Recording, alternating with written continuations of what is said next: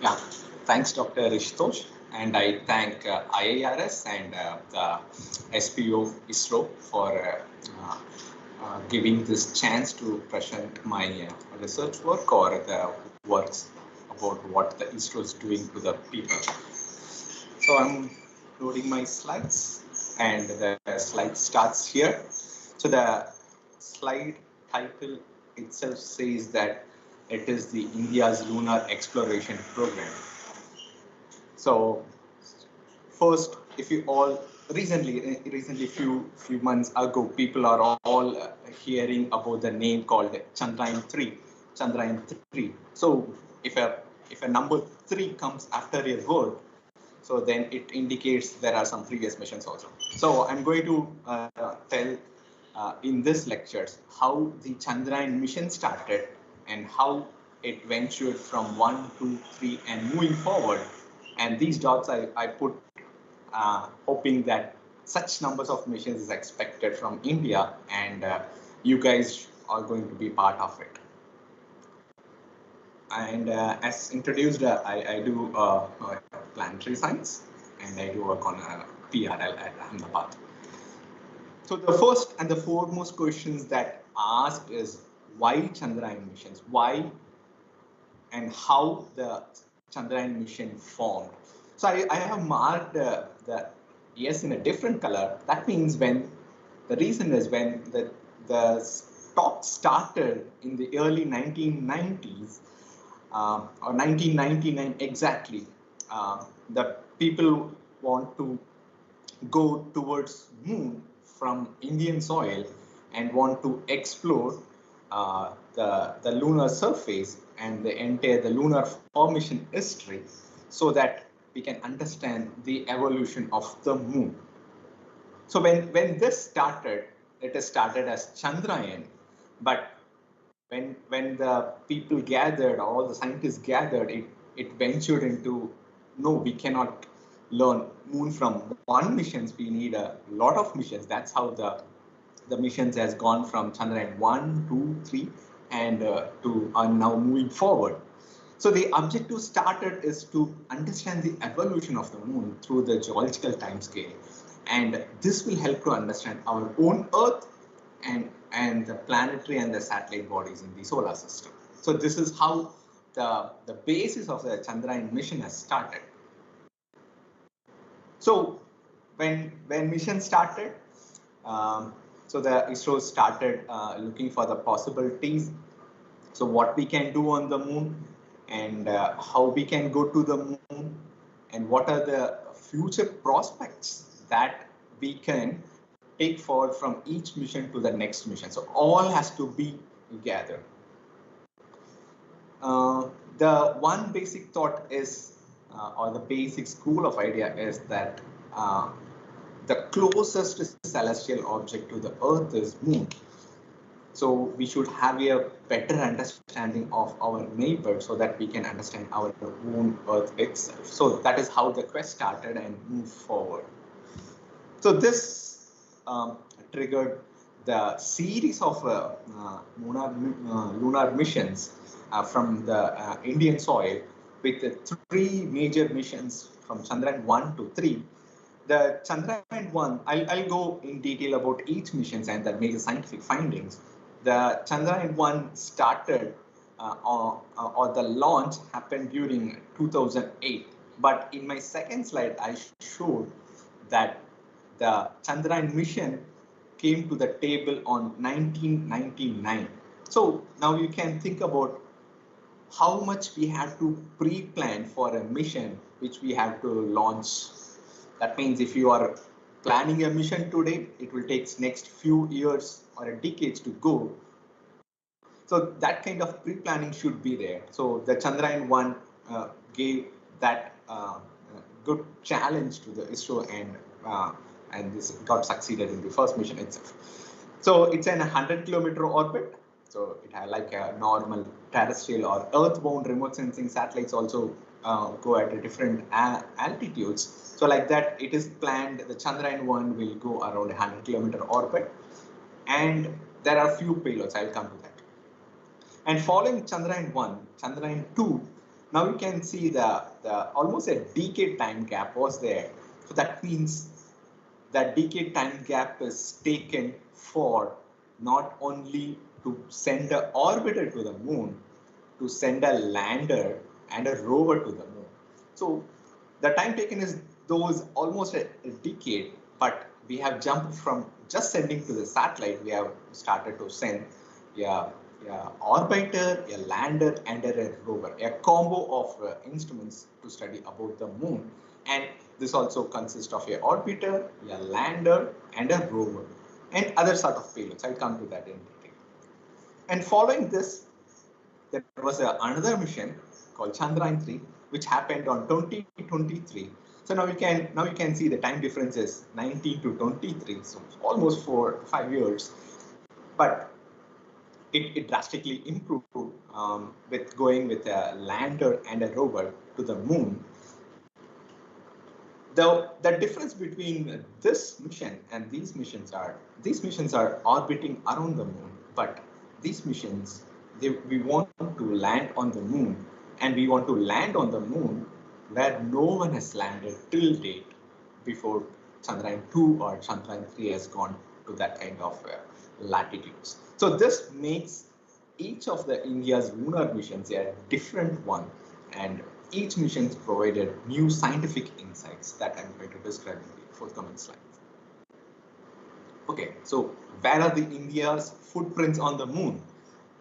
This is the near side and the polar region of moon, and this is only the south polar region of the moon. If you see, interestingly, all the 3 missions from India has put their footprint on the moon. The Chandrayaan 1, there is a probe which landed on the moon or impacted on the moon. Chandrayaan 2, yeah, it landed or impacted on the moon.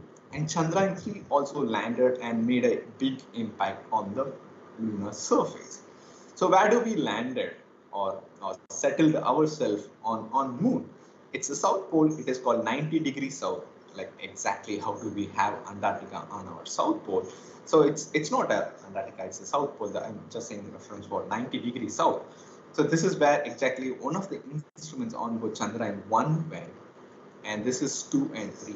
So the earlier missions from other countries mostly focused on the equatorial region or some on the far side, but most of us or most of our missions are mostly targeted towards the polar region. That is a specific reason I will be telling that. But we have 3 missions, and all the 3 missions and the instruments which are made within the ISRO or in several parts of the country which are handled by the scientists and engineers, now it is resting on the lunar surface. So pole to pole. Why pole so important? Like so the early expeditions to the Earth South Pole happened on 1909. But if you look at the expedition to the Lunar South Pole happened almost a century and a decade afterwards we went to the moon. Yeah, both are going is tricky. Both has a different temperatures. You can see above the temperature span for the Earth South Pole and the temperature that is prevailing on the Lunar South Pole. So that means the Lunar South Pole is more colder than what we do have on the Earth. So it's so you see the number of participants. It's just the number has to be revised. So it is more people has gone, but you see the number of participants who has gone towards the pole till date or till a couple of months ago is only 1 nation, and we are proud to it. So this, though we are taking, it has a proud moment, but it has a lot of scientific values behind it. That is the reason we want to go there. And there are a lot of challenges and difficulties that are there when we are going towards pole. So what are those challenges? Why we call it as challenges, whether we launch it to the orbit the moon or land on the moon? There are different things. I just mentioned it as challenges. So if it is a challenges, if you want to overcome a challenge, means you have to put 100%. 99.9% is not sufficient to overcome a challenge. So you have to be 100%. So the trajectory accuracy. So the satellite which is going from Earth to Moon has to go in the proposed trajectory. And the foremost is the communications. It has to communicate with the Earth or to the ISRO centers in Bangalore and other parts. It has to keep on continuing whether the course of movement of the spacecraft is as per what it is dictated or not. So in that case, it is required. We need to have a deep space communications or nothing. So the other thing is the orbit transfer from the moon, from the Earth to the moon, and orbiting around the moon. Whether how do we orbit around the moon, and whether how the moon's gravity is influenced on the satellite, and how we are going towards it. Then comes the most trickiest part, the soft landing on the moon. So it can be called a landing on the moon. So the term comes soft because you are going with a very high velocity. When you land it, you should not damage any of your instruments. So that's what we have to be in a very, very low velocity during the descending phase. So that means it should not disturb any of the instruments which is on board the lander or the rover. That's what we need a soft landing for such missions. And the dust. The dust is not only in the Earth, so the lunar also we have a dust. So these dust settling, we have no idea. We have only few ideas on few parts of the moon, but not on everywhere. So these dust can be a hindrance to the lander or the rover or during the descent phase. So that should also be taken care. And at last comes the extreme temperature and the background. Yeah, all the household instruments are comes with their temperature conditions where it is favorable to work. If that temperature condition exceeds, it will not work any of the homemade or the industrial instruments. But on moon, the instruments, all the even the resistor, capacitor, or whatever the instruments or the materials used, it has to withstand the extreme temperature for its survival and operational on the moon. Yeah, so we have 3 missions, and the first and foremost, it's like I encourage you people to go these websites. There's a website called for Chandrayaan 2, which is a website called Pradhan, ISSDC, or Indian Space Science Data Center, where you can download the Chandrayaan 1, Chandrayaan 2 datasets, and the Chandrayaan 3 datasets also will be uploaded here, and it is free, and you can use it for your research purposes. So with this, I'll go to the Chandrayaan 1 missions. So what are the major findings of it, and what we learned about the moon from Chandrayaan 1 missions. So my talks will be oriented towards the results from Chandrayaan. Okay, so the Chandrayaan 1 spacecraft, if you look at the it's only the orbiter, it's only the remote sensing satellite which has flown to moon, but it has few instruments. Those instruments are listed on the right, and it is called as a scientific payloads. So when Chandrayaan 1 was initiated or commissioned, so there was a proposal for the entire world. They can have their instruments on board the Chandrayaan 1, and they can go to the moon. It's a free ride kind of thing. So in that sense, so what we observed is like there are 5 payloads which are made within the country, and there are 6 payloads which comes outside the country with a collaboration. So in total, there were some 11 instruments that has flown to the moon for the first time from the Indian soil, and that has in the first attempt itself, it was a big success to reach the moon as per the desired orbit. That's what I say, the trajectory is very important. Okay, what we discovered on the moon. So the moon, it's known like there are some minerals present, and what was a major discovery? So the major discovery on the moon by Chandrayaan 1 is the presence of water, a hydroxyl molecule on the moon. So when I say water, it's cold and it's in the ice phase, and it is in the terms of very minimum quantity.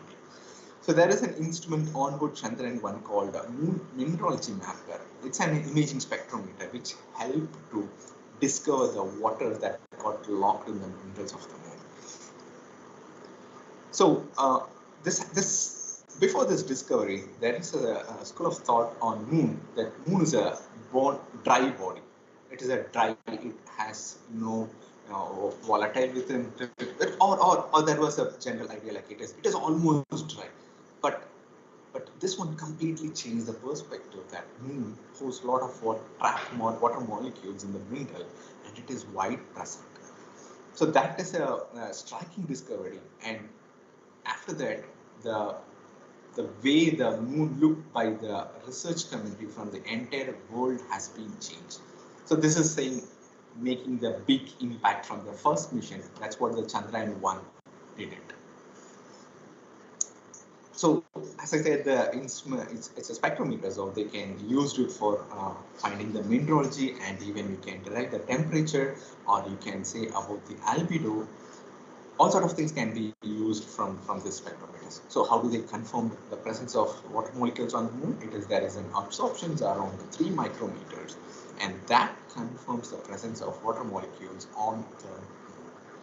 So this striking discovery is obtained in this way, where you can see the ice having a broad absorptions just around 3000 nanometers, and this is the reflectance spectra that has been obtained by the Moon Mineralogy Mapper on board the Chandrayaan-1, and this small change in the curve has changed the history of Moon. So that's what it's just a line graph, but this line graph with a small dip towards 3000 nanometers changed the understanding of the moon. So that's a big impact made by the Chandrayaan-1 mission. And being a reflectance spectrometer, this MQ, the Moon Mineralogy Mapper, has helped to identify the other known minerals and sometimes unknown new rocket called spinel on the lunar surface. So if you look at it, the moon is not a diverse satellite body. It has a very limited number of minerals and rocks present over there that can be easily classified, and that indicates the presence of plagioclase dominated and olivine and pyroxenes, and with minor contributions of spinels, metals, and OH and H2O. The soil is nothing but a space weathered or a highly matured soil of plagioclase or either of the minerals. There are other instruments on board Chandrayaan-1, like an X-ray spectrometer, where it is used to find the elemental contribution with respect to FeO and TaO2 concentration. There are few observation passes from these X-ray spectrometers where they can able to find the FeO and TaO2 weight percentage with an accurate measurements, and it is possible that the observations are made towards some of the sample return missions from Apollo that exactly coincided with the Apollo 14 locations, and there was a very good correlation between the compositions obtained from the Apollo 14 sample returned missions to the Chandrayaan-1 X-ray spectrometers. So this gives like the ground truth and then truth for observation what we have obtained from the Apollo 14 era. The spectrometers, the M cube is from abroad, and the Indian ISRO itself has a spectrometer called HISEC, called hyperspectral imager, where the wavelength ranges in a different perspective, almost from the visible to IR, spanning with the 64 continuous bands. So this is used to obtain whether some sort of minerals like pyroxenes and olivines can be distinguished from this. This ISRO has a legacy of building hyperspectral images for Earth-bound missions, and some sort of similarities is there from this hyperspectral images, and it gives like a huge volume and used to identify the minerals on the moon. The thing, one of the most interesting thing that happened from the Chandrayaan-1 mission is the piggyback payload called the Moon Impact Probe. So it's a probe which has three instruments on board: a radar altimeter and a video imaging system and a mass spectrometer. So to go through the exosphere, and this was launched from the Chandrayaan-1 orbiter, and it has moved towards the surface. And when it took images and it took some readings. And what it has did is it came and impacted almost 90 degrees south or closer to the Shackleton crater.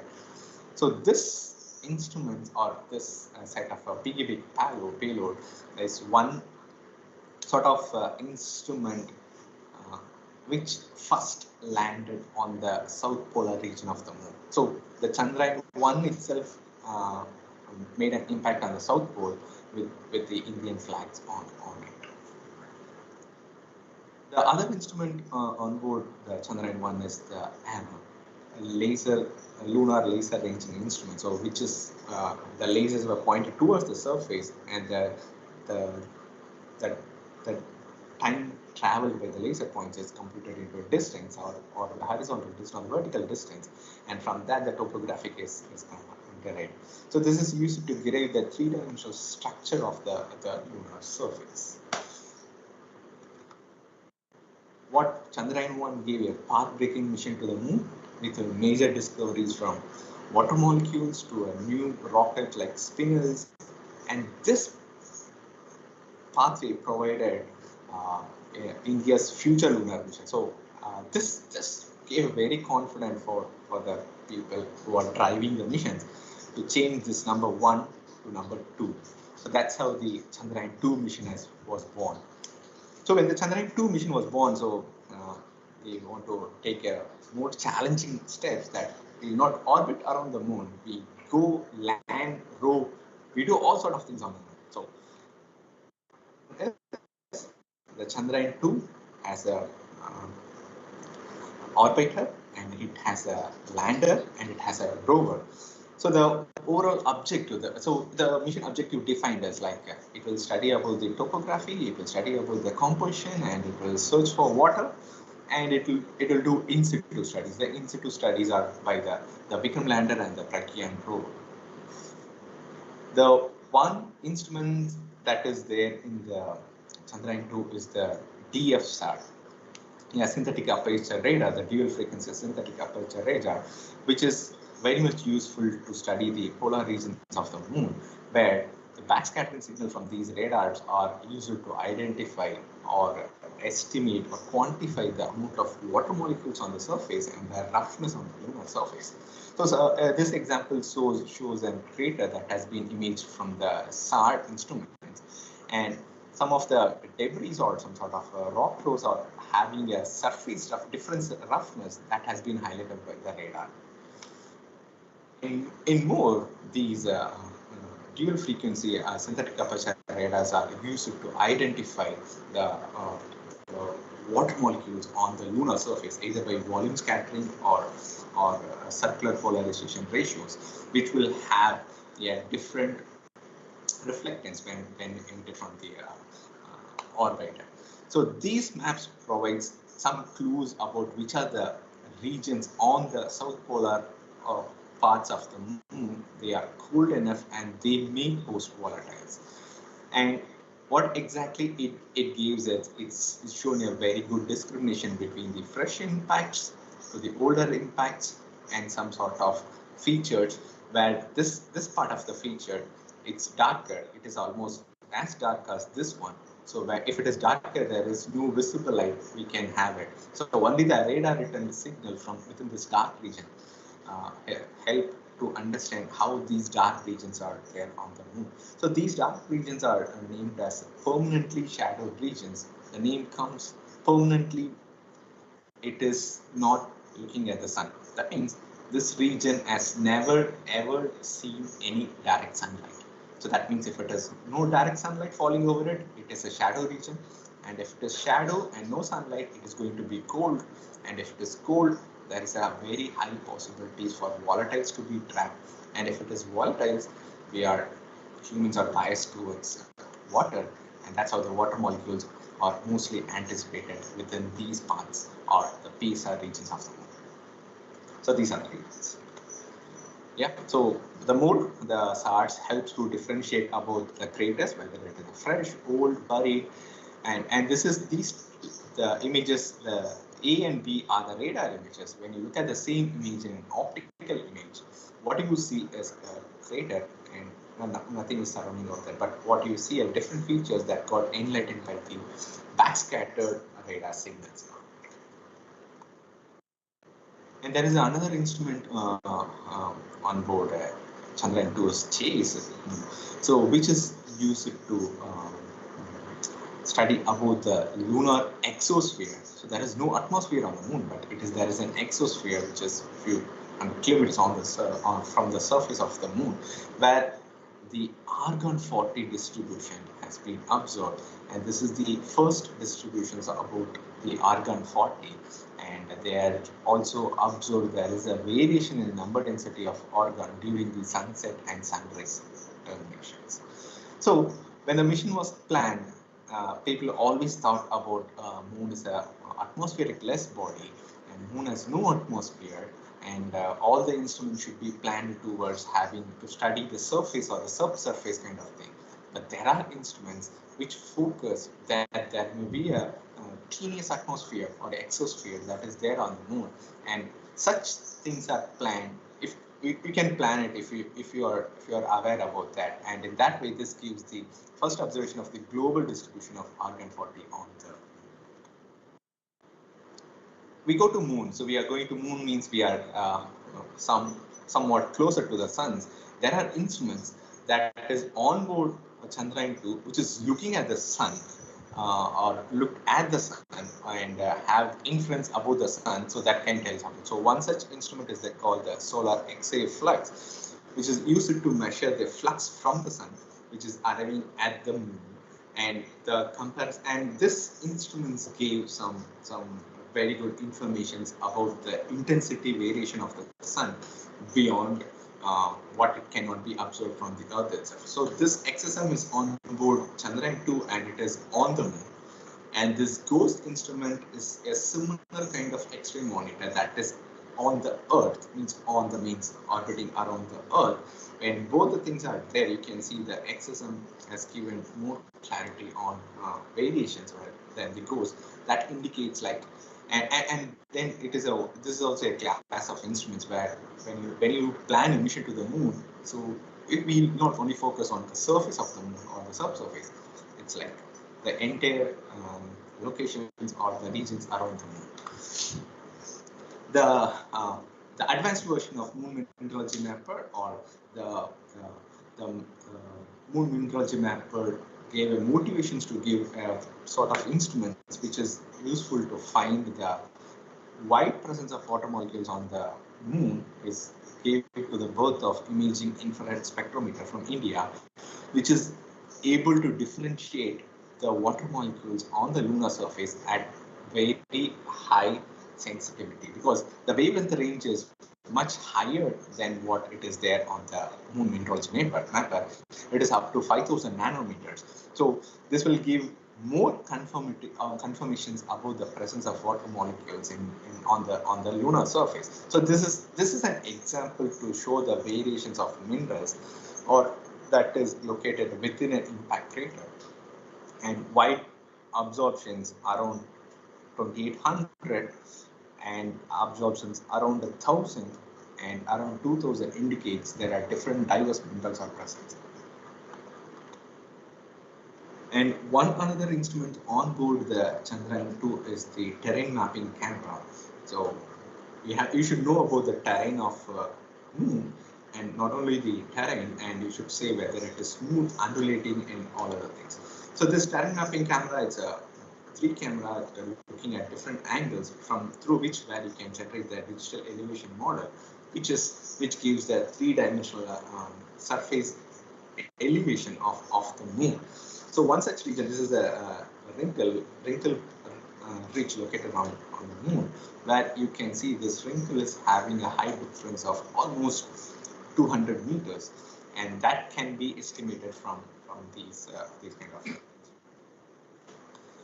Again, so it is not only the elevation. You can see about the craters. The craters are the bowl-shaped structures which is formed due to the meteoritic impact, and this depth of this crater can be estimated from such data. And not only the impacts, there are some grabens and release which are there on the lunar surface.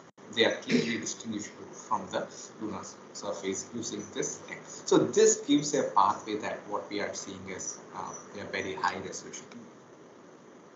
Yeah, I said a very high resolution image. We having the most high resolution image called the orbital high resolution camera. So I'll show a video like I'm going to a location.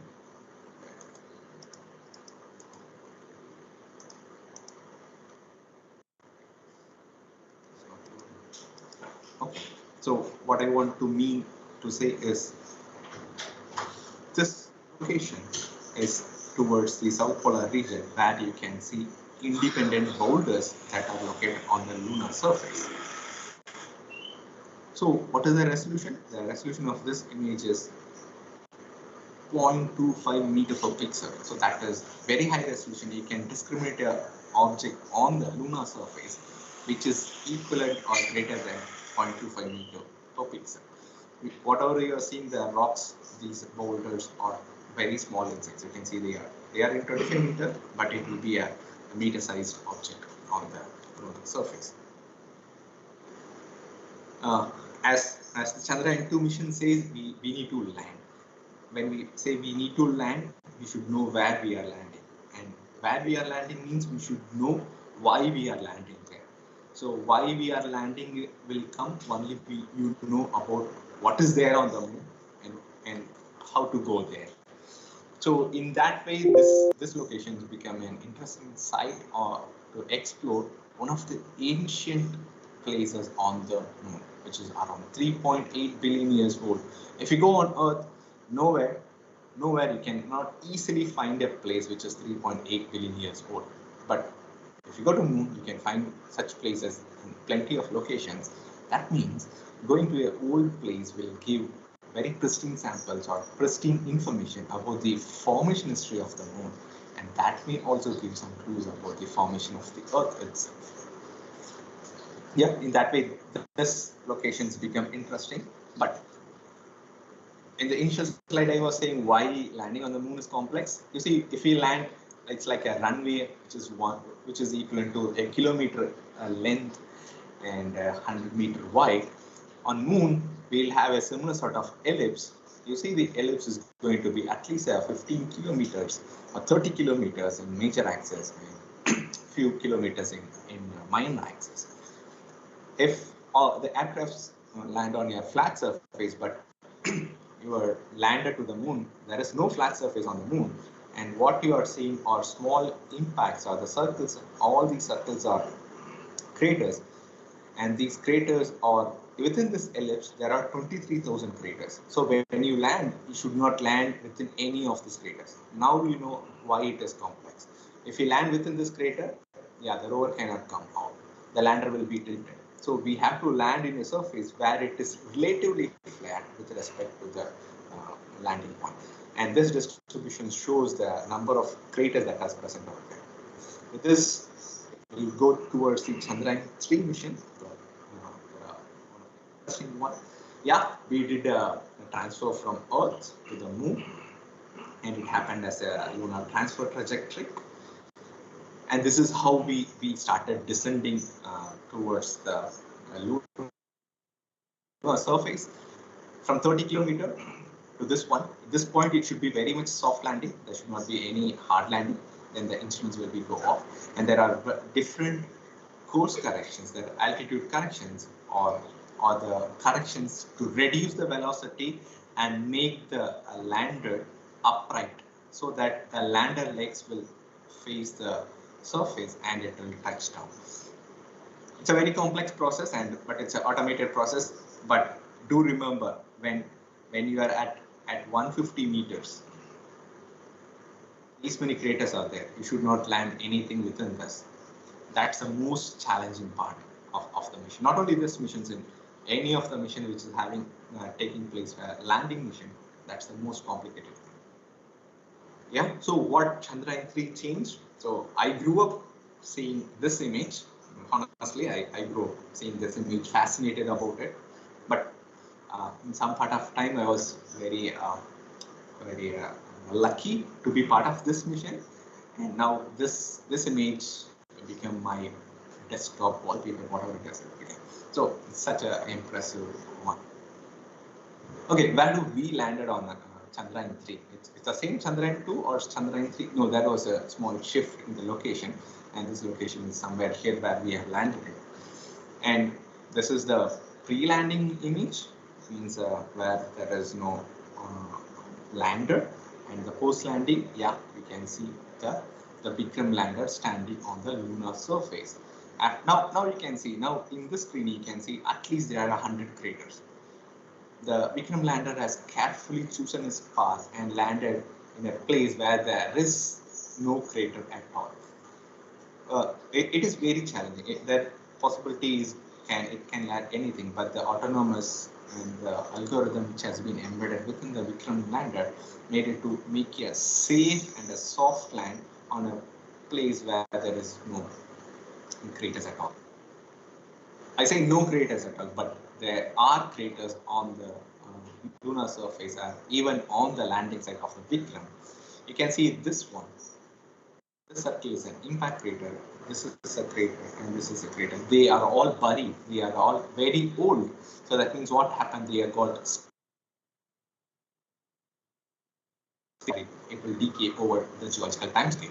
And if you look at this part of the lake where the Vikram landed, that it's a small shallow crater where it has landed, but it didn't make a very big impact on any of the instruments or the landing with the Vikram itself. So this describes that the moon is more challenging than what we see from the orbiter. The moon is so complex. Yeah, well, the Chandrayaan came down the ramp. This is a very famous image. You guys might have seen it. So this is the first time the rover came down and the solar panels are there, and it made the first step with the ISRO logo over it, and the tire impressions were made. So now the impressions from the footstep to the wheel steps are changed, and when it came down, and it has traversed 103 meters. So this is the path it has taken. It went in the south, and it went towards the east, and it went towards the west, and it took a path over here. The different color codes informs about each pit stop that rover has carried out, and each pit stops are few hours because it has to take the image and it has to move forward. The image has to come to Earth. We all processed it, and then we have to give the command of where to go and how. So it's a very, very tricky process, and in the entire one lunar day or around 10 days, it can able to traverse or go or make a century. And when the rover comes down, before coming down, when it is imaged, you can see there is a small hindrance called a crater over here, and you can see the rover successfully crossed this crater without any hindrance. That means the rover is more robust, and it has the features what we see on the lunar surface are not that much big at this point. So it can easily go through the crater. So these are the hindrances that what the rover has encountered. So you can see the shadows casting over here. That means it is little deep, but the rover is big enough to cross the surface feature. If there is a big crater, that's what encountered by the rover at some point of the time. So the last part of the mission, the Vikram did a hop. Hop means it made a jump, and it just jumped behind it, so that in the future missions it can be taken that whether for a sample return, which is in pipeline, so it will be a good experiment. As I mentioned, there is no big hindrance. When the rover went this way, you can see the tracks. There is this rock. This rock is exactly this one. Exactly this one. So when the rover went there was a big depression, which is 10 meters in size. The rover is just less than a meter. So that hindrance or the crater is not at all seen from this point or from this angle. So when we move forward, we encountered a crater. That's what, if you look at the traverse map, we came back from the south. So the hindrance were there, but we very safely, with a team effort, we came able to solve it and overcome. So there are a few instruments on board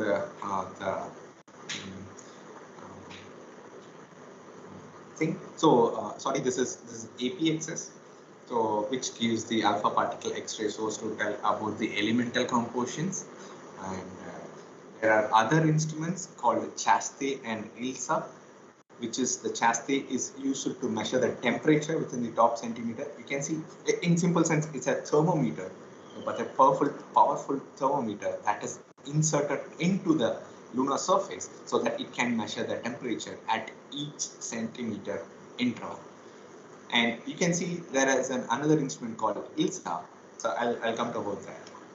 What is that? ILSA is instrument for lunar seismic activity. So this instrument is used to measure the ground shaking so that it can detect any seismicity. If you look at this, is one of the seismic activity recorded from the ILSA instrument, that when the rover is moving, there is an acceleration, and that acceleration is measured by this instrument. But it is not only the rover, there are other signals that got measured from this instrument, a one like this, which could be due to impacts or any other activities. So people are trying to decode it, what are these signals and what is the source for these signals. This I'll end it, that Chandrayaan 3, not only the Chandrayaan 3, the Chandrayaan 1, 2, 3 missions have paved a big way to from the Indian context about exploring the moon and bringing up new scientific results, and it paved the way for Chandrayaan 4 and further missions.